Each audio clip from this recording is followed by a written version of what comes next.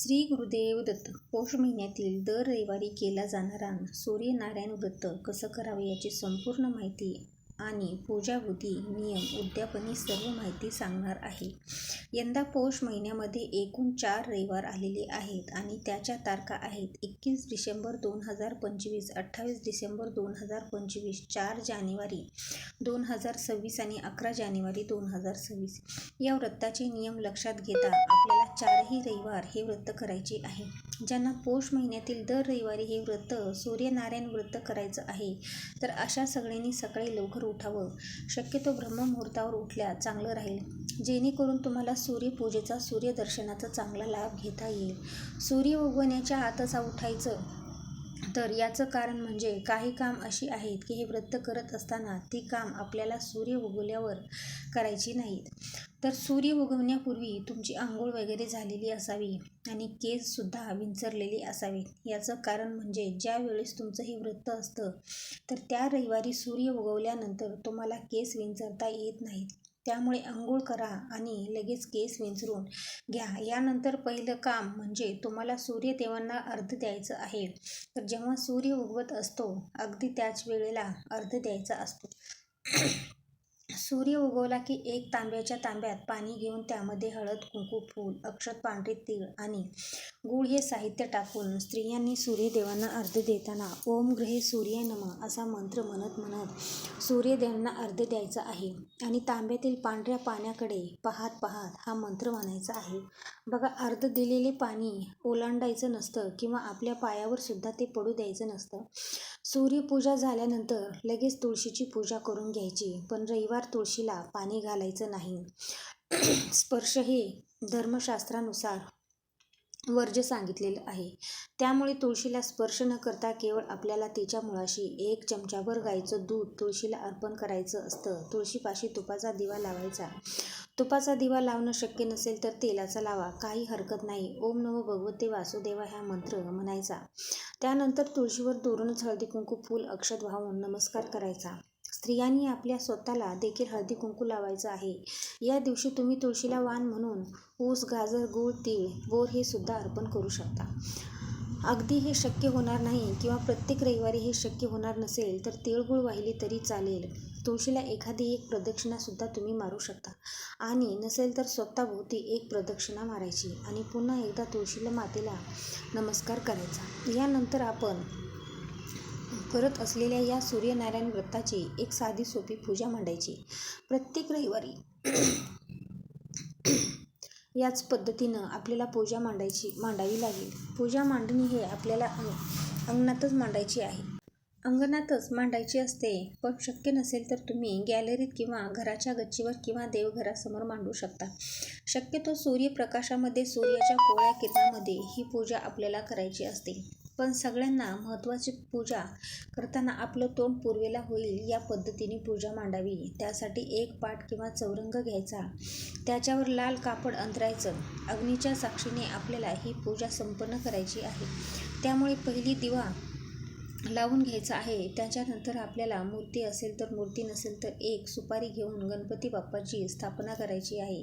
त्या अगोदर त्यांना स्नान घालून घ्या आणि थोडे तांदूळ ठेवून त्याची समोरची स्थापना करून घ्यायची आहे.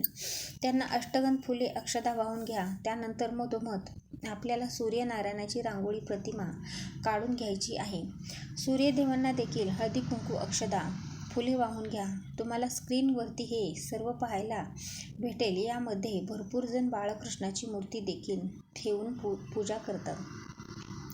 त्यानंतर तुम्हाला तुमच्या डाव्या साईडला म्हणजे आपल्या डाव्या हाताला सूर्यदेवाच्या शेजारी गोपाद्य किंवा गाईची पावलं तुम्हाला काढायची आहे.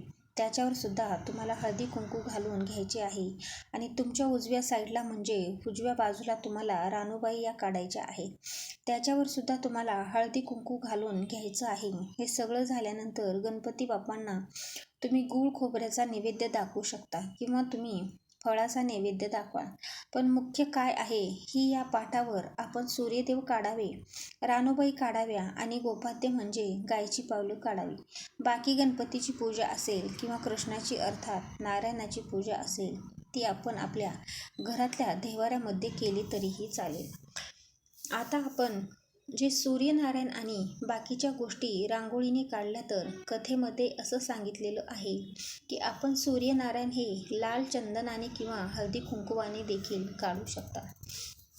6 पदरी लाल पिवळा धागा ज्याला आपण रक्षासूत्र किंवा कलावा म्हणतो, तर त्याला 6 गाठी देऊन तो धागा सूर्यदेवाच्या प्रतिमेला अर्पण केला जातो. हे कथेमध्ये सांगितलेलं आहे.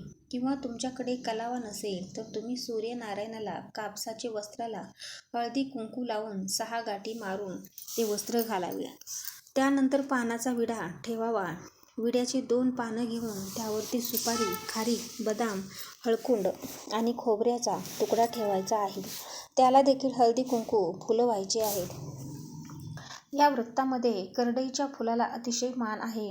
म्हणजे आदित्य रानूबाईचं जे काही व्रत आहे त्यामध्ये सूर्यनारायण असतील किंवा गोपाद्य असतील, आदित्य रानूबाई असतील, यांच्यावर करडईचं फूल व्हावं असं म्हटलं जातं. बघा, बाळकृष्णासमोर देखील तिळाचा एक पदार्थ आणि गूळ ठेवा किंवा जी फळे उपलब्ध असतील तीही ठेवू शकता. आणि आपण मकर संक्रांतीला ओवसामध्ये वाटाण्याच्या शेंगा, वाल्याच्या शेंगा, ऊस, बोरं, गाजर, हरभऱ्याची घाटे या जो ओवसा आहे तो सुद्धा तुम्ही या पूजेमध्ये ठेवू शकता. त्यानंतर आपल्याला हा महत्त्वाचा नैवेद्य ठेवायचा आहे, तो म्हणजे मूग डाळ, तांदूळ, एक वांगं. या गोष्टीला खूप मान आहे आणि हे ठेवायचं आहे. बघा, डाळ मी हे तुम्ही तूर डाळ, मसूर डाळ देखील घेऊ शकता. हे सर्व एका वाटीमध्ये किंवा वेगवेगळ्या ठेवले तरी चालेल. हे सर्व पूजेमध्ये ठेवून झाल्यावरती आपल्याला शेवटी धूप दीप लावायचा आहे. त्यानंतर आपल्याला संपूर्ण पूजेला धूप दीपाने ओवाळायचं आहे. आता संध्याकाळी म्हणजे सूर्य मावळल्याच्या अगोदर म्हणजे अगदी तुम्ही 3ला 4ला देखील ही पूजा करू शकता. आता पूजा परत कशी करायची आहे ते पाहूया. प्रथम हात जोडून गायत्री मंत्र म्हणावा. त्यानंतर सूर्याची 12 नावं म्हणायची. तर आपले दोन्ही हात जोडायचे आणि एक एक नाव आपण म्हणायचं. ओम मित्राय नमः, ओम रवे नमः, ओम सूर्याय नमः, ओम भानवे नमः, ओम खगाय नमः, ओम पुष्णाय नमः, ओम हिरण्यगर्भाय नमः, ओम मिर्ची नमः, ओम आदित्याय नमः, ओम सर्वेत्रे नमः, ओम काराय नमः, ओम भास्कराय नमः. तर अशा पद्धतीने ही नावे बोलावी. धूप दीप ओवाळून आदित्य रानूबाईची कथा वाचावी किंवा ऐकावी. पूजा केल्यानंतर कळत नकळत झालेल्या चुकीबद्दल क्षमा मागावी. त्यानंतर आपल्याला संध्याकाळी सूर्यास्तापूर्वी खिचडी आणि खिरीचा नैवेद्य दाखवावा. तुम्ही जे पूजेमध्ये तांदूळ, डाळ, वांग ठेवलं आहे त्याची खिचडी भात बनवायचा आणि तो नैवेद्य दाखवायचा आहे.